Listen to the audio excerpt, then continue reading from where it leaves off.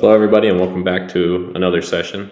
This week's topic is very important to me, and I think it's something that everybody can reflect on based off the enterprise that you are serving. And that is the differences between a product and a sales led organization. Now, there are needs for both based off of where and what your company is offering and where you are in your maturity scale. But generally speaking, there are software development companies that are aligned to one or the other that will generally see sustained growth over longer periods of time. So, again, we're going to talk a little bit through product versus sales alignment, and let's jump right into it. First thing is helping everybody understand what I mean by a sales driven enterprise and a product driven enterprise. An enterprise that is driven by sales is defined as one that drives new business through promised product changes during the sales cycle with individual customers, versus a product driven enterprise that's defined as an enterprise that drives new and sustained business through the delivery of strategic plans that positively impact all customers.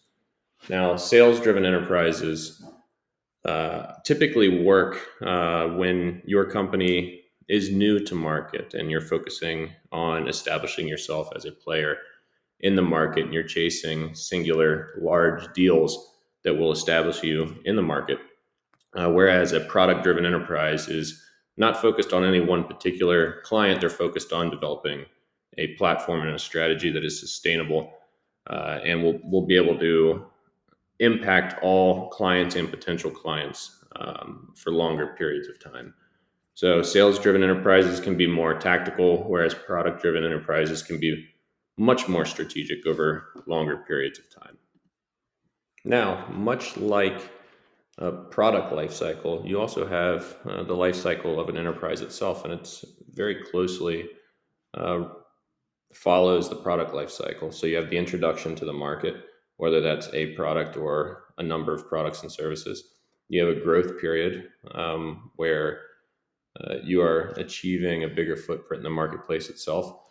Over time, your product will become mature and it will be sustained and then begin to fall and decline. And this is naturally occurring. You see it in some of the best products out there. I think just a month ago, we had the iPod that was officially sunset, which was very sad for those of us who have grown up with that product. But think of the success that in the positivity that the iPod brought to market. Everyone had one. It had sustained levels of growth through innovation, and maturity was sustained for a very long time until natural decline over a period of time due to newer, more innovative products like the smartphone itself.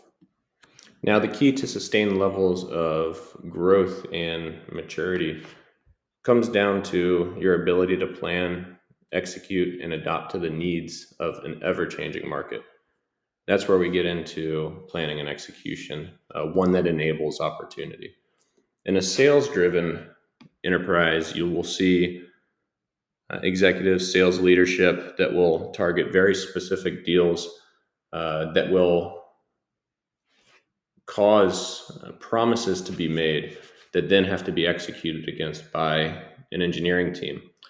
Every change that is requested by the engineering team has an impact on their strategic roadmap.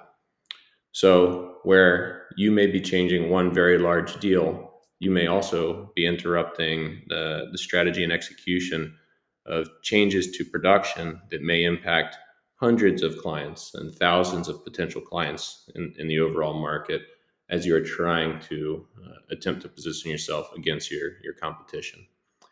On the bottom, if you are developing a strategy and you're executing against that strategy, your goal is to have a strategy that is all encompassing. It's a long term strategy that allows you to excel, to grow, to scale for longer periods of time based off of those changes in the product offerings that you have in the market.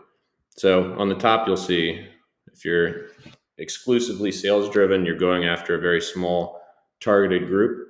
And every request to change on that strategic product backlog will certainly hamper growth. Um, and it's much more short lived. Whereas if you're developing a product strategy and executing against it with minimal disruptions, and your product team is able to navigate the complexities of an ever changing market, you will see that you're able to serve your marketplace and capture larger market share over longer, more sustained periods of time. So, what should your goal be? Well, there are models, especially when you're starting off, where it's important to establish yourself as a player in the marketplace, which may require a large deal, and that's fine. But if you're looking for longer term strategic, sustainable growth, you need to invest in a product driven solution. Agile, client centricity, and product strategy are the key drivers here. So, product alignment requires a lot of investment. Hire and align to a strong product leader. Hire product managers that are focused on long term strategy that align to your corporate goals. Adopt an agile framework. Make sure that you are iterating and you're able to adapt and to change to the market conditions as they occur real time. Align teams to value. Make sure that you are not setting up an organization um, just for the sake of your architecture or your product lines. Make sure that you are aligning your teams to the actual value that your company and products are driving to the market. Number five is execute against a product strategy. Make sure that you have an outcome based strategy that is tiered and flows from the top down so that everybody is in alignment to your overall enterprise goals. And then focus on continuous improvement. This is something that is baked into the Agile framework itself and is very important so that teams can retrospect, improve from sprint to sprint, day to day, and make the overall organization better and better as time goes by. And lastly, just a quick recap. If you're ready to make the change, remember that sales driven enterprises are a very tactical mindset. It can enable short term success, but sometimes that is needed to establish your overall business early on. It drives product development churn due to constant priority shifts. It can result in customer churn due to lack of strategy or ability to execute against an existing strategy long term. And then a product driven enterprise is a very strategic mindset. It enables success over longer periods of time.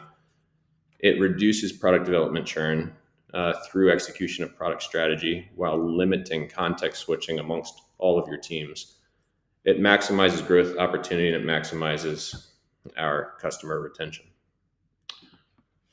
So, thank you for taking the 10 minutes to talk through with me the difference between a sales enabled organization and a product led organization. I hope that made sense. And if you have any questions, please drop me some questions in line. Thanks, everybody. Have a great day.